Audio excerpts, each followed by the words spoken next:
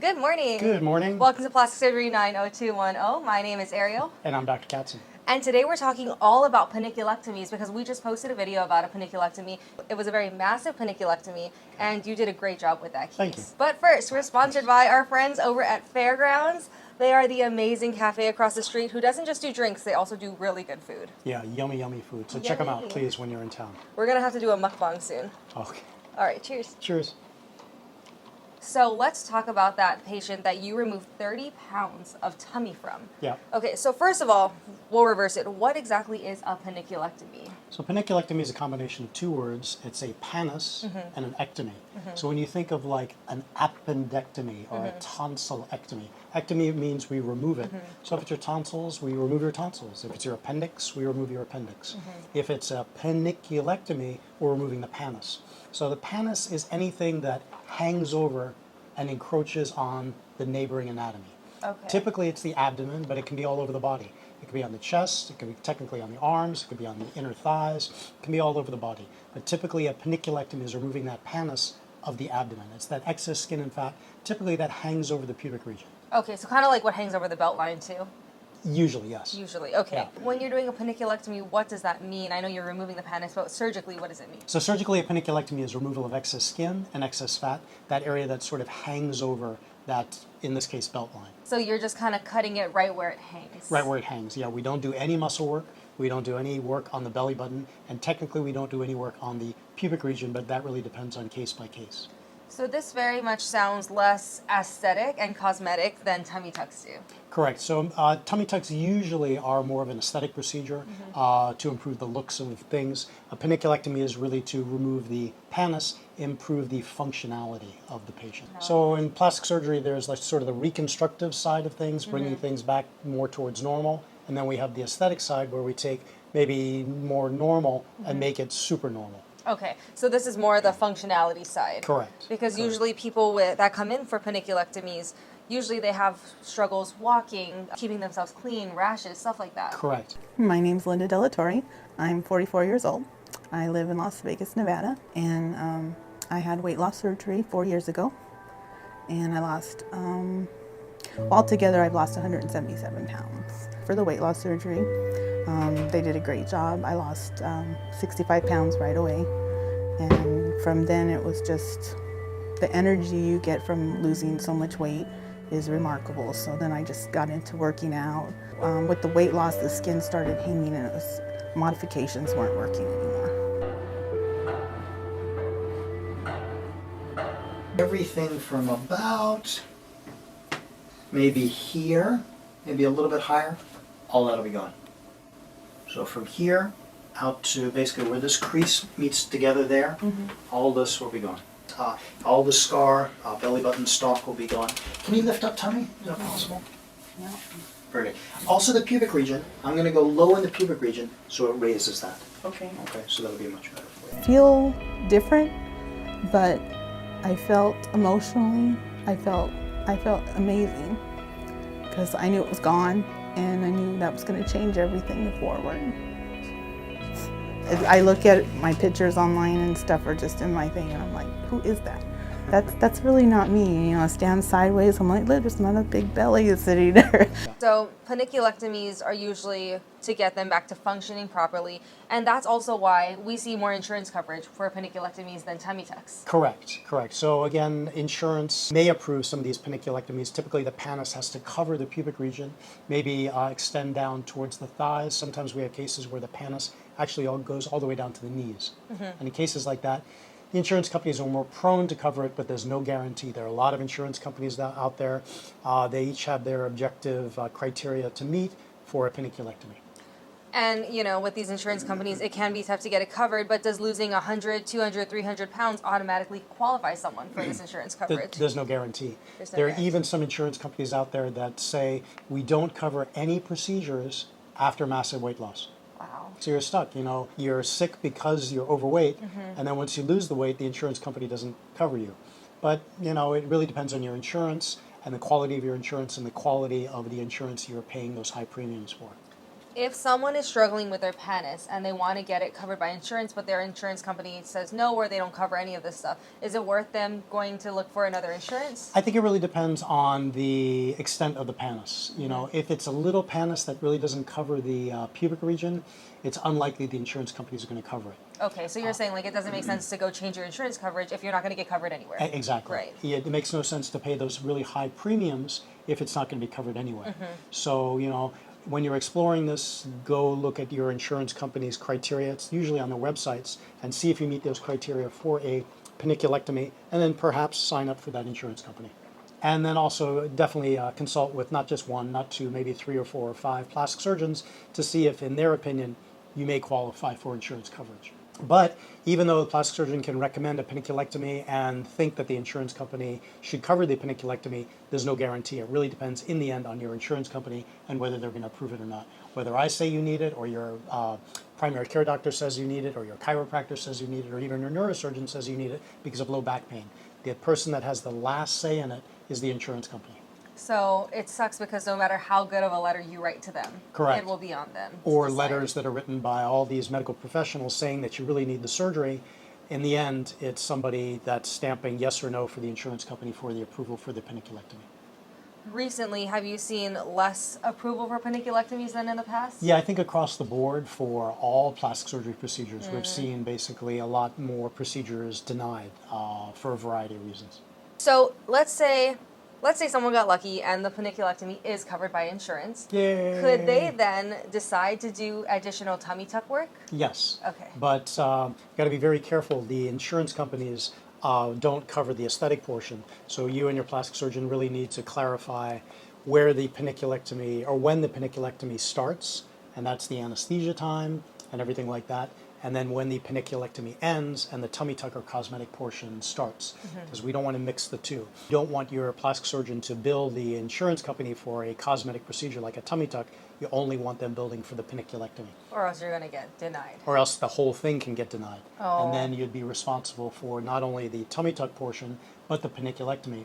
And if you're doing the panniculectomy in a hospital, you're going to get the hospital cosmetic rates, which are astronomically high compared to a surgery center rates. Okay. So for the panniculectomy, you remove the pannus. Yep. And then you sew it up, and that's kind of it. For That's the it. tummy tuck, what do you then do? So basically we make, for the panniculectomy or the extended tummy tuck, or sometimes the body lift, we make an incision from one hip across the pubic region out to the other hip.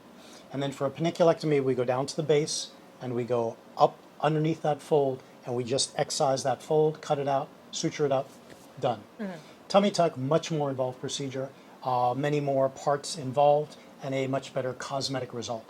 So with the tummy tuck, we make that same incision, we go down to the rectus abdominis muscle, we go up to the belly button, we unbutton the belly button, push it in, go all the way up to the sternum, usually plicate the six-pack muscle because the six-pack muscle has been distended, get the tummy nice and flat, and then pull down a lot more skin. So typically when we're doing a tummy tuck, we get the area from the incision line, that's maybe below your C-section scar, or maybe just above the pubic region, to all the way above the belly button. So the belly button skin gets pulled down to the pubic region, and all that skin and fat is removed. So we resect a lot more skin and fat with a tummy tuck as opposed to just a panniculectomy. And people in the comments will sometimes go, well, why didn't you just give her a tummy tuck to make her look better? They don't understand that dissection takes long, and already it's a big procedure when you're removing a 30-pound pannus. Correct. And it may not be worth it, okay? So a lot of patients with a large pannus haven't achieved their ideal body weight. We remove the pannus so they can exercise better, lose more weight, and then come back later for a definitive tummy tuck. So a lot of the times it doesn't make sense to do a large panniculectomy and a tummy tuck at the same time if they're going to have to redo the tummy tuck anyway. We can improve the look of the tummy by doing a tummy tuck, but we can improve it much better usually if they have a panniculectomy and then lose weight after that. I think people also don't understand that, like, when you have a very large patient that has like a lot of visceral fat, aesthetically doing a tummy tuck won't help out as much as someone who has lost all that weight and has a tiny frame. Correct. So that has to do with what the tummy looks like on profile. So the tummy can be distended, okay, and it can be distended for a couple of reasons. Typically, it's not excess skin. You don't have thick skin. Okay? Nobody has that. Even if you have multiple rolls of skin, this tummy's not going to stick out. The two other things you can have is fat underneath the skin, so you can have a thick layer of fat. That can lead to the distended abdomen. The other thing that can happen is you can have excess fat behind the muscle, what we call visceral fat, or fat around your viscera, fat around your small intestine, around your stomach, around your omentum, your liver, Is things that like that. beer belly, like that look? Well, that could be excess fat under the skin too. Oh. So it could be excess skin, and it could be excess fat underneath the skin, above the muscle, or excess fat behind the muscle. The other thing that can happen is that rectus abdominis muscle, as you have all that visceral fat pushing out, distends or pushes out that six-pack muscle. That's why it's so important to repair that muscle. How could someone know what their issue is here? By pinching. Okay, so if you can pinch your abdominal wall and you can pinch something, that's usually the fat underneath the skin. You cannot pinch the fat behind the muscle or the visceral fat. So you can't pinch visceral fat, it's too deep in there. So if you can pinch a little bit, that's the fat underneath the skin. Okay. If you can't pinch much at all, the distension in your abdomen then is due to typically visceral fat or weakened abdominal muscle. Got it. Oh, I'm a good candidate for liposuction. We had a comment yesterday that was like, when you remove the pannus, is it just skin? So what's in it? When we do a panniculectomy, we remove skin and fat. And the majority of it is usually fat. So it's not just skin, and it's not just fat. It's not just skin, it's not fat. It's a combination of both with a panniculectomy. And usually when we're doing a panniculectomy, the majority of the specimen is fat. Someone also asked, what happens to the stomach? Are you removing the stomach with a panniculectomy? Well, the stomach is an organ, okay? The stomach connects your esophagus with your small intestine, your duodenum, and your stomach is behind the muscle. It's part of the visceral, it's part of the internal organs. So we're not removing any of the stomach. The stomach stapling, the gastric bypass, the Roux-en-Y's, the sleeves, things like that, those are surgeries done on the stomach, and the stomach is behind the muscle in the peritoneal cavity. So when they do laparoscopic surgery, they go into the peritoneal cavity, inflate the peritoneum, and that way they can get to the stomach.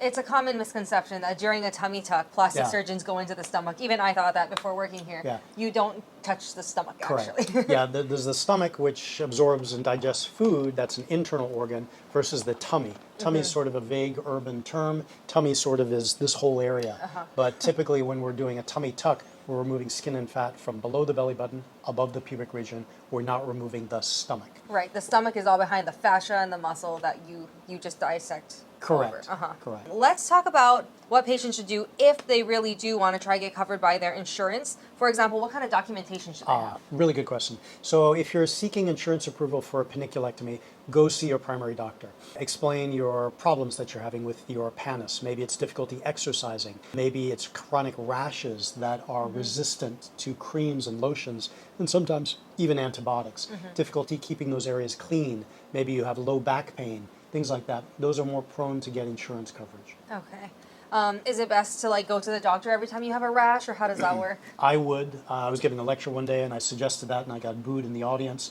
Basically what you want to do is you want to create a paper trail. The insurance companies don't want to hear about, oh yeah, you have rashes every single day and you go to your local pharmacy and you get a cream and you treat it. No, they want to see, oh my gosh, this person's going to the doctor every 2 weeks because these rashes aren't getting better, the creams aren't working, and really they need surgical intervention to remove that skin to eliminate that area that's moist. I feel like I remember the conference that they booed you at that. Yeah, so I'm like, hey, I'm just trying to help you out. I know. But basically, the insurance companies, they want objective documentation that you're having these problems and the physicians are trying to treat it, and it's unfortunately being unsuccessful. So I wish the insurance companies would approve a lot more of these procedures. These procedures that I do for massive weight loss patients are indicated. They do help significantly, not just with aesthetics, but they help get rid of the rashes and enable you to exercise better and feel better about yourself. We have an amazing patient, Drea, who's coming in 2 months for her, brachioplasty and torsoplasty. She tried to get insurance coverage for years and has been denied each time, and her arms hang down pretty low, and she's a nurse. So she says it like really affects her job, and she actually hasn't gotten promotions because of her excess skin limiting her. Yeah, so there are all different kinds of layers as to, how these excess skin and fat throughout your body can really affect you on multiple levels, whether it's, emotionally or physically or even financially in this case. Yeah, and it just sucks because it's like you hear how many times she's gone back and like seen doctors and did all the paperwork, and yet no matter what, she's not being covered. So it's like, it really affects people's like livelihood in every way. But in the end, it all boils down to the insurance company. You know, you can have a fantastic insurance company and you pay high premiums and you pay tens of thousands of dollars every year, more likely that things get approved. Or you can have basically baseline state or federal health insurance, and it's highly unlikely that these procedures get covered. So I hope in the future insurance companies see that these patients really do need these procedures and will cover these procedures. And I'm going to give you a fact or myth question. Prior authorization guarantees that I will own nothing. Yeah, there's no guarantee about anything. Okay. Prior authorization. When we seek for authorization for surgeries, we document the patient's complaints. We photograph them. We submit to them we submit all that information to the insurance company, and we get this prior authorization. So prior authorization comes from the insurance company saying we authorize the surgery and that we're going to pay for it. So we go into the surgery, we do the surgery, and I would say 95% of the time, the insurance company then pays for the surgery. But there is a 5% chance, depending on multiple factors, that the insurance company comes back later after the surgery and says, sorry, even though we authorized it, we're now denying it. That's scary. Yeah, it's terrible. It's like going to your mechanic, and you're the mechanic, and you quote the price to the patient, we're going to have to spend this much amount of money on the car, and this is what it'll cost you, and then you fix the car, and then the customer says, no, I'm not going to pay for it. That's just crazy. It's absolutely crazy. So then the patient is not only stuck with the surgeon's bill and the operating bill and the anesthesiologist's bill and the hospital bill. So why is that allowed? you talk to your insurance company. That's the system. That's crazy. Yeah. So that's even worse because then, you know, if you knew it wasn't authorized, you could have prepared for it by having it maybe in a surgery center, and maybe you didn't do the 360 body lift, but maybe you did the tummy tuck. Yeah, or maybe people just wouldn't even get it because they can't afford that. Yeah. Have you experienced the issues with like the prior authorization and then them coming back and denying it? Yes. What do you do in that case? So we talk to the patient, we talk to the insurance company, and we say, look, you know, you authorized the procedure, we did the procedure in good faith, and you should pay for it. But usually once they deny it, they're sort of stuck in their ways, and it's very hard to get it overturned. So the patient, in the end, is responsible for the bill. That is horrible. That's crazy. Yep. Oh my gosh, it's like going to Chili's and like they say they're going to give you a free meal for your birthday, and then they're like, never mind, you're paying. It's like, maybe I wouldn't have gotten 3 triple dippers in that case. Well, didn't they see you last week for your birthday also? Yeah, but That's no different. one else knows No, that except for you. Yeah, So, unfortunately, like what I'm getting from everything that we just talked about is even though a procedure can be medically necessary because it'll help the patient's function and returning to normal, it doesn't always mean that it's covered by insurance. Correct. So in plastic surgery, it's sort of a specialized area of medicine, and medically necessary in our field can mean different things. Medically necessary maybe for like an internist, if you have high blood pressure, it's medically necessary to diet, exercise, lose weight, and maybe be on some of these medications. Those are sort of medically necessary. Now, is a panniculectomy medically necessary if you have a rash? Because they could say, like, you're still going to survive with the pannus. Exactly. It's not, And you can continue treating the rash with creams and lotions. Yeah, we can make it better, but is it truly medically necessary? That's really up to the insurance company. Oh, and one last question, because people were asking, how do you control the blood when you're removing such a large pannus like that? Really good question. So one of the things we do is we use the cautery. That's that little electric pencil. The bovie. And basically it creates an electrical spark. It cauterizes. It means it uses heat to stop the bleeding. That's our number 1 tool. Number 2 tool is we inject epinephrine. Epinephrine causes vasoconstriction. Remember Pulp Fiction? Yeah. When they went in the heart? Okay. Causes vasoconstriction, and that reduces the blood flow to the area. Third thing we do is we elevate the flap. So you'll see in the operating room we have the flap up, and that takes all the blood, not all the blood, majority of the blood in the flap, and just because of gravity, has it go back into the patient. So those maneuvers really help. Also, we try to use a Coban, which is like a really tight ace bandage around the specimen, to squeeze all that blood back into the patient. To exsanguinate. Exsanguinate. Yeah. Sanguinate means to bleed. Exsanguinate means to unbleed. So, unbleeding, yeah. Yes. Okay, all right. Well, thank you guys so much for watching. If you guys have any more questions about panniculectomies, tummy tucks, or any plastic surgery in general, give Dr. Katzen a call. 310-859-7770. You can also leave a comment below or follow us on Instagram at Dr. KatzenMD. Thank you so much, and we'll see you next week. See you next week. Bye. Bye. Cheers. Cheers.